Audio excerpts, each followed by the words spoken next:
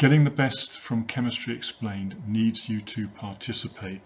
So write notes, complete tasks on paper or tablet. Pause and control the pace at which the lesson goes. Crucially, complete the tasks when prompted. That means pausing the lesson, taking your time, thinking the problem through. Only when you're ready, continue. Correct your work before moving on to the next slide. The alcohols. So the functional group in the alcohols is the hydroxyl group. So that must be distinguished from the hydroxide ion. So the hydroxyl group contains an oxygen and a hydrogen, but it is covalently bonded. So if we take an example, ethanol, we can see the displayed structure, and we can see here the hydroxyl group with the carbon single bonded to the oxygen, single bond oxygen hydrogen. So alcohols show a form of structural isomerism, position isomerism. So I'd like you, as an exercise, to draw and name skeletal structures for the straight chain alcohol isomers of C5H11OH. So pause the video and complete that task now. Okay, so let's have a look at what I think the answers are. We've got skeletal, so we have got 5 carbons, 2, 3, 4, 5. On the second carbon we have the hydroxyl group.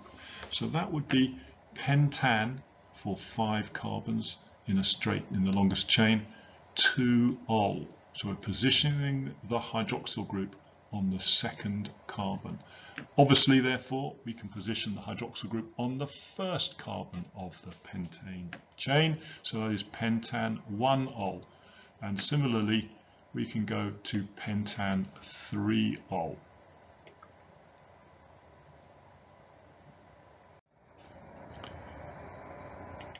So we can see with alcohols, we also have to classify the structures. So there's 3 classifications of relevance: primary, secondary, and tertiary. What on earth does that mean? We are counting the number of alkyl groups on the hydroxyl bearing carbon. So if I just model a few examples, here is a primary alcohol. I'm highlighting with the laser pointer the hydroxyl bearing carbon, and there's 1 alkyl group attached to it, so that is primary. If we look at an example of a secondary, highlighting the hydroxyl bearing carbon, then there are 2 alkyl groups attached to that, so that is a secondary. And obviously tertiary, we have a hydroxyl bearing carbon as highlighted, and then 1, 2, 3 alkyl groups attached to it. So we can see here in structural formulae, more just showing the atoms here just for clarity. There's my hydroxyl bearing carbon. Here's my hydroxyl bearing carbon. So we've got 2 alkyl groups attached, and here 1, 2, 3 alkyl groups attached.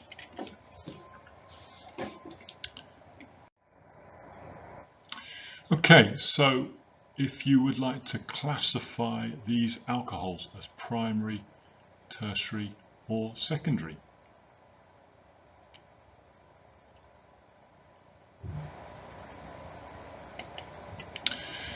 Well, we can see quite clearly that if I just circle the hydroxyl bearing carbon, then we've got 1, 2 alkyl groups there, so that would clearly be secondary. If I move to this example here, here's my hydroxyl bearing carbon that has 1 alkyl group bonded to it, so that therefore would be primary. Again, circling the hydroxyl bearing carbon, 1, 2 alkyl groups attached. And if I look at my far right example here, highlighting the hydroxyl bearing carbon, actually we've got 1, 2, 3 alkyl groups attached, so that would be tertiary. Okay. make sure you understand that before we move on. So, a brief discussion of the properties of alcohols, relying on your understanding of intermolecular forces. So if we compare an alcohol to its isomeric ether, we can see that the boiling point of the alcohol is much greater than the boiling point of the ether, where they have the same molecular formula, same numbers of atoms and electrons. Okay. So that is down to the fact that, of course, that in an alcohol we have a polarized hydroxyl group. There is containing a highly polarized hydrogen atom. There is no such structure in the ether. We do have an oxygen with a lone pair, but we don't have the highly polarized hydrogen atom. So alcohols are able to show hydrogen bonding. Ethers would, as an intermolecular force, be London forces and probably dipole-dipole as well. Slightly overlooked that in my notes. But the key point is that the alcohols will show hydrogen bonding, which of course is the strongest form of intermolecular force. So if I model an explanation of the relative solubility of the alcohols compared to alkanes, of course it is dependent upon, again, the presence of the hydroxyl group and the highly polarized hydrogen atom, and of course the lone pair of electrons on the oxygen of the hydroxyl group present in alcohols. A hydrogen bond can form between the hydrogen of the water molecule and the lone pair of electrons on the oxygen of the alcohol. Similarly, the polarized hydrogen of the alcohol hydroxyl group can hydrogen bond with the lone pair of electrons on the oxygen of the water molecule. So a simple explanation for the solubility of alcohols compared to alkanes would quite simply be that the alcohols are able to hydrogen bond with water molecules. Alkanes, in contrast, are not able to hydrogen bond with water molecules. So we now move on to some reactions of the alcohols as specified in the OCR A specification. So the first one is the combustion of alcohols, which is of course very similar to the combustion of hydrocarbons. So ethanol and oxygen, could you predict the two products of that combustion, please? So hopefully you realize that the similarity with hydrocarbons, as mentioned, means that carbon dioxide and water are the products. Seems simple, but the balancing needs some care. So, could you balance this equation, please?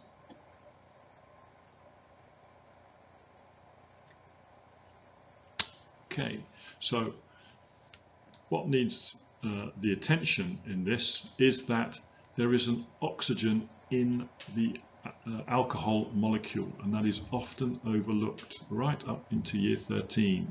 So of course 2 carbon dioxides, 3 waters, that gives us a total of 7 oxygens, one of which is already present on the left hand side in the ethanol molecule.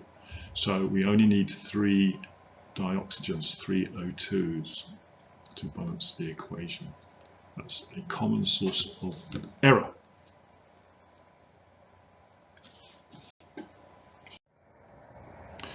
So you also need to know about the oxidation of alcohols in a detailed way.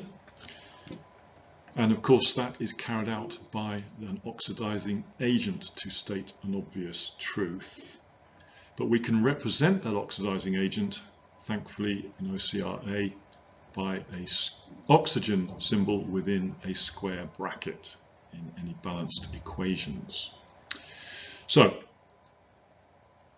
you may have already used acidified potassium dichromate. It's an orange solution generally, and you need to be able to write the correct formulae for potassium dichromate and dilute sulfuric acid. So could you do that now?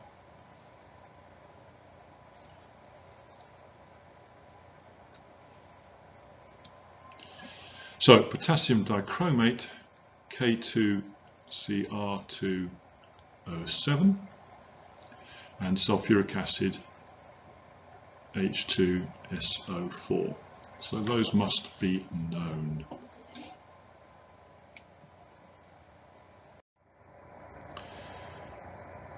So oxidation employs the idea of classification of alcohol. So primary alcohols will respond differently to oxidation to secondary alcohols and tertiary alcohols. So we'll start with the oxidation of primary alcohols, and this illustrates the effects of conditions.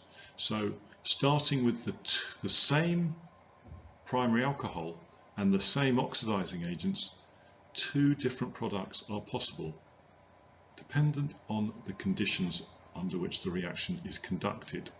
So a primary alcohol can go through two different processes. Could you write down what those two different experimental processes are?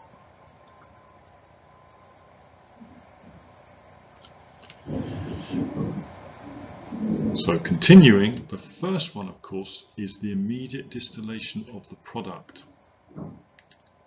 What is the product of a primary alcohol that undergoes immediate distillation on oxidation?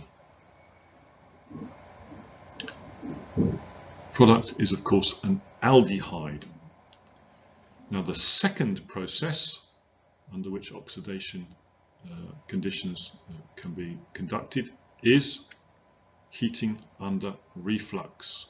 Can you predict the product of oxidizing a primary alcohol whilst heating under reflux?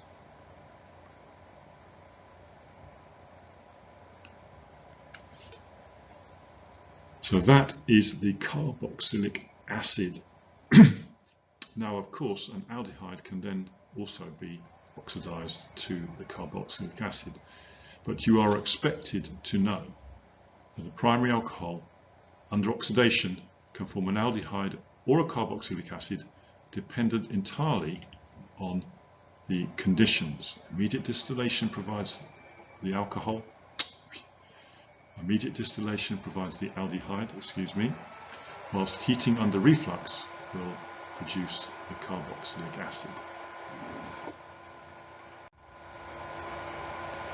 Now you also are expected to write oxidation equations for those oxidations mentioned on the previous slide. So primary alcohol to an aldehyde, so there's a general formula for a primary alcohol. Can you complete that equation with the correct structure for the aldehyde? So pause and do that now.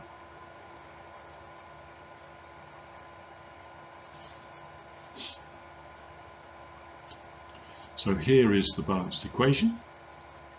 So we represent the aldehyde here by RCHO. So that is the representation for an aldehyde. To balance the equation, we need H2O. If you notice, we've got two oxygens on the left-hand side. We've only got one within the aldehyde. What happens to that oxygen? Well, in general, in oxidation reactions, oxygens are, you balance for oxygen with a water molecule. So let's look at the displayed formulae for that. So could you complete this equation, please? Pause and complete the displayed formulae equation.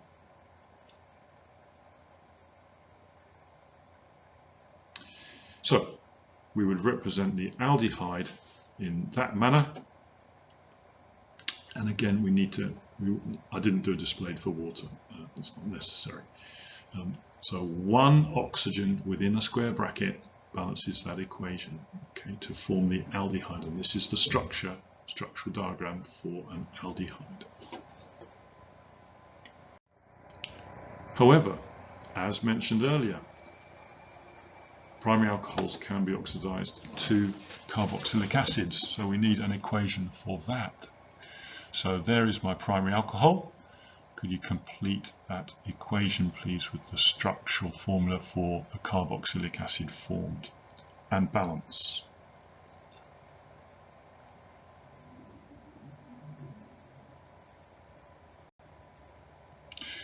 So continuing, here is the structural formula for an alcohol. So we've got R and then carbon, oxygen double bond, carbon, oxygen, oxygen, hydrogen, and balance with water. But you'll see we've got one hydrogen here, we've got 3 hydrogens on the left hand side here, so we need to produce a water molecule to balance for hydrogen in this case, but that unbalances us for oxygen, so we need to balance with 2 oxygens there within multiplying the symbol for oxygen as an oxidizing agent. So what's the displayed formulae look like? Could you complete the displayed formulae diagram now? So here are the displayed formulae. The carboxylic acid standard representation for a carboxylic acid: carbon, oxygen double bond, carbon single bond oxygen, oxygen hydrogen. So there is the carboxyl group as a displayed formula.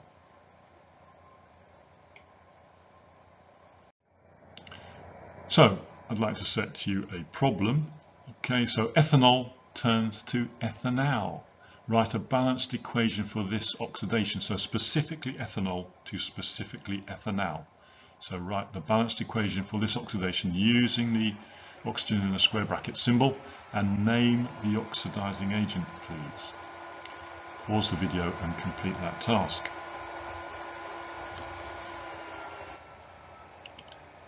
Check your equation.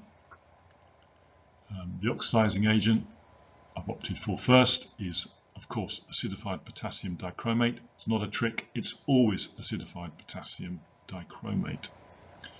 So your balanced equation for ethanol to ethanal should have 2 carbons, obviously, in ethanol. There's no difficulty there at all. It just follows the model that I showed you earlier, and we have ethanal balanced with water.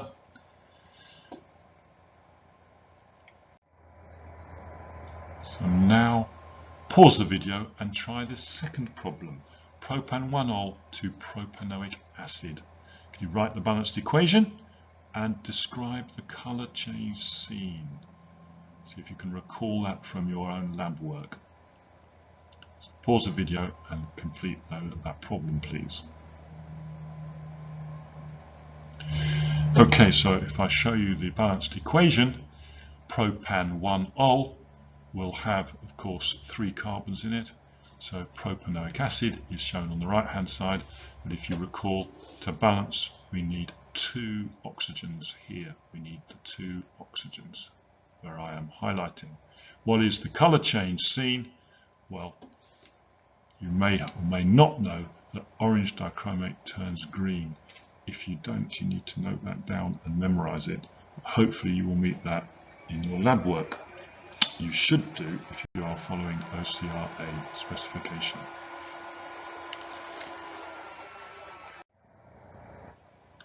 So I mentioned earlier that ethanol, an aldehyde, can be converted into a carboxylic acid.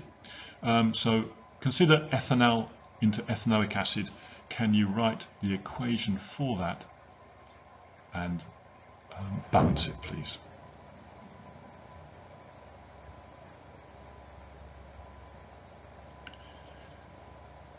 So I hope you took enough time, pausing the video, taking enough time to write out and consider what you are doing. So here is the balanced equation. Ethanal already contains 1 oxygen, so ethanal has one oxygen here. So 2 oxygens appear here, so we only need that. You'll see that we've got 4 hydrogens, we've got 4 hydrogens here, so there's no need for any water in the oxidation of an aldehyde to a carboxylic acid.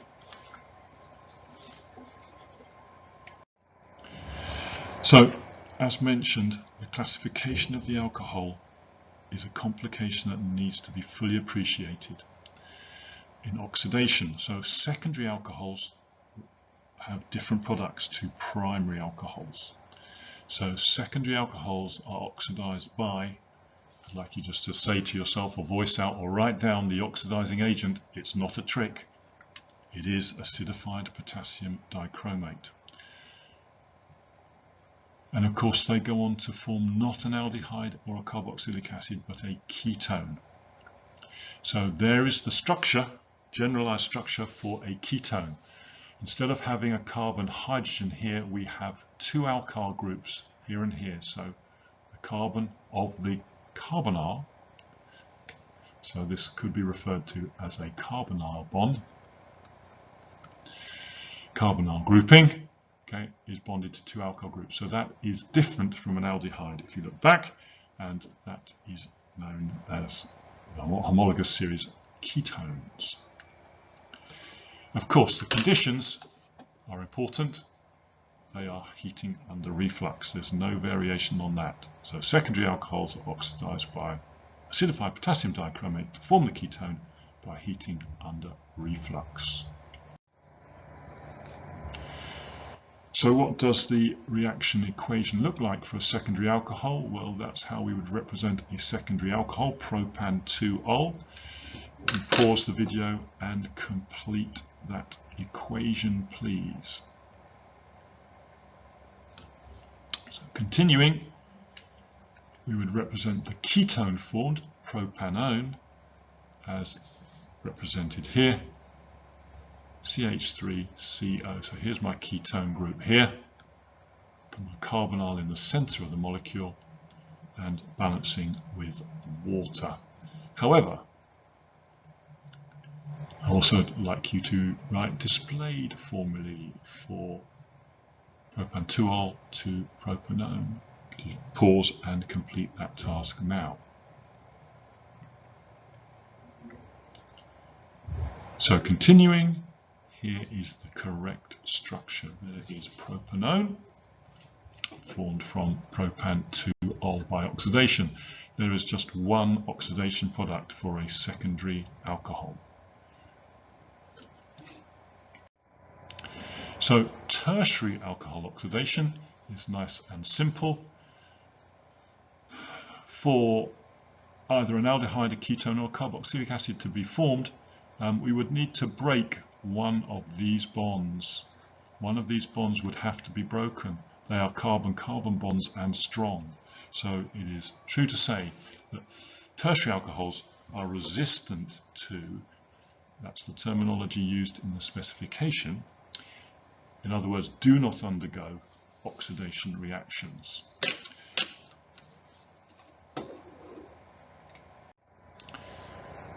So alcohols undergo combustions, oxidations, they also undergo elimination reactions. There is only one elimination reaction of alcohols on the OCR specification.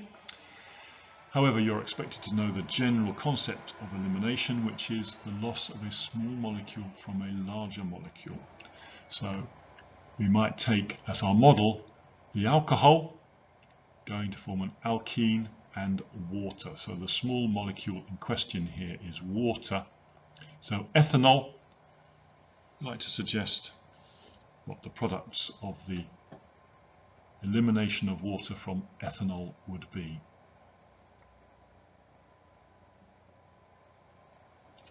So continuing, of course we would get ethene and water. The conditions need to be known, so I'm going to tell you what those are. You need to know them and recall them. Concentrated sulfuric acid, heat, if you like, if you prefer to recall a temperature, 170 Celsius.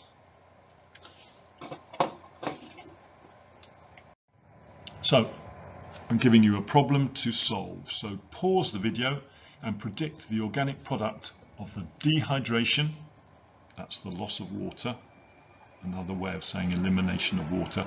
So predict the organic product of the dehydration of propan-1-ol with concentrated sulfuric acid at 170. I'd like to do that now. Okay, so check your answer please. There is propan-1-ol. Did you get that structure correct? And the loss of water will give us propene.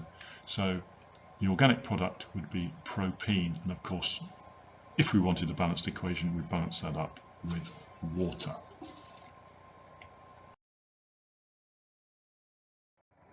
So let me give you a problem that's a favourite of the OCR examiners, along the lines of, I've drawn the structure here of butan-2-ol. What would be the organic products of eliminating water from butan-2-ol? If you pause the video and think it through, what will be the organic products?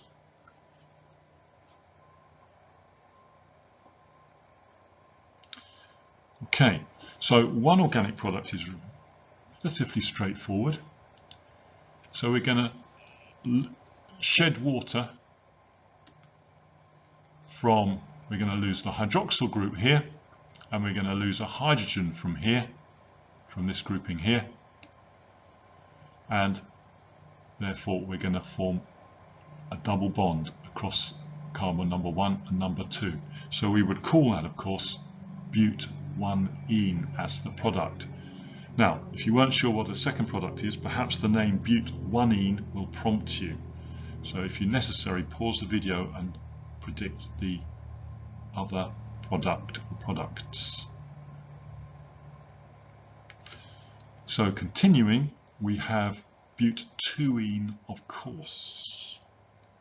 But but-2-ene shows stereoisomerism.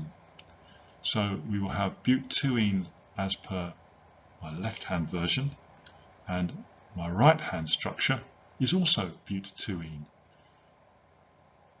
If you haven't done so and foreseen this stereoisomerism, can you correctly name the two forms of but-2-ene now? So these are examples of EZ isomerism. So but-2-ene is E-but-2-ene, I beg your pardon, on the left, and Z-but-2-ene on the right. So this is a favourite of examiners, the dehydration of a secondary alcohol, because you get a variety of products. Not only do you get positional isomerism, but-1-ene and but-2-ene, so but-1-ene and but-2-ene, but molecules such as but-2-ene show stereoisomerism, EZ isomerism.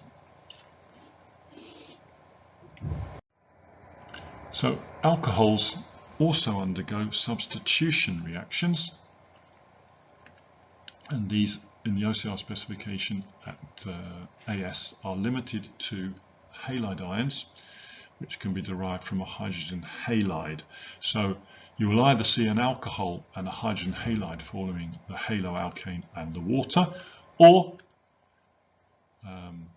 you'll see a halide ion. But as an initial task, could you pause and complete that reaction equation?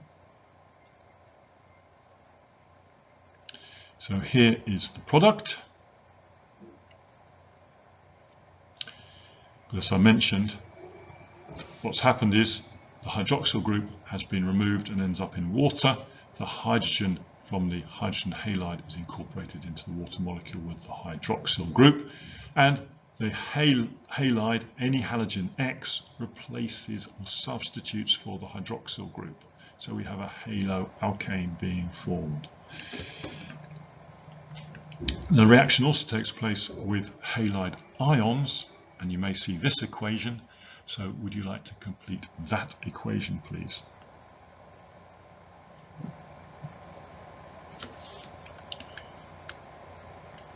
So here we see a hydroxide ion as the product, and this illustrates an important feature of balancing equations, is that the charge here, -1 on the left hand side, must be balanced by charge on the right hand side. So the left hand side has a total charge of -1, the right hand side has a total charge of -1. So we know that rather than forming water, the hydroxide ion is released. So the halide ion replaces the hydroxyl ion to form the haloalkane, and the hydroxide ion is released as a negatively charged ion. And we can see that that therefore balances the equation left and right for charge. That's a very helpful principle. So reaction with halides, you need to know the conditions and reagents. So concentrated sulfuric acid, sodium bromide, and heat. So that might be worth 2 marks at A level, 3 marks for the correct 3 conditions and reactants. I should have said a reagent, because the reactant is, in this case, hydrogen halide, which is the hydrogen halide which is generated by the reagents. So these 3 things here, or those two chemicals here, are the reagents. The reactant, on the other hand, is generated by the reaction between sodium bromide and sulfuric acid. Would you like to pause the video and complete that reaction equation?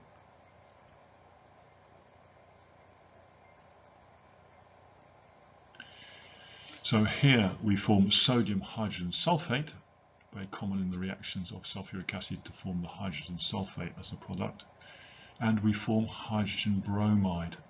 That is the reactant. So we distinguish between the reagents and the reactant. The reagents are the materials that generate the reactant.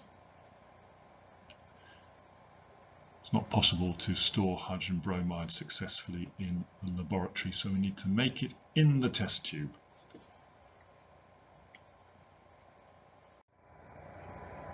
So a few problems. Write the structural formula of the organic product of the reaction between concentrated sulfuric acid, sodium bromide, heating under reflux with a starting material or molecule of propan 1-ol. Write the structural formula of the organic product, pause and complete.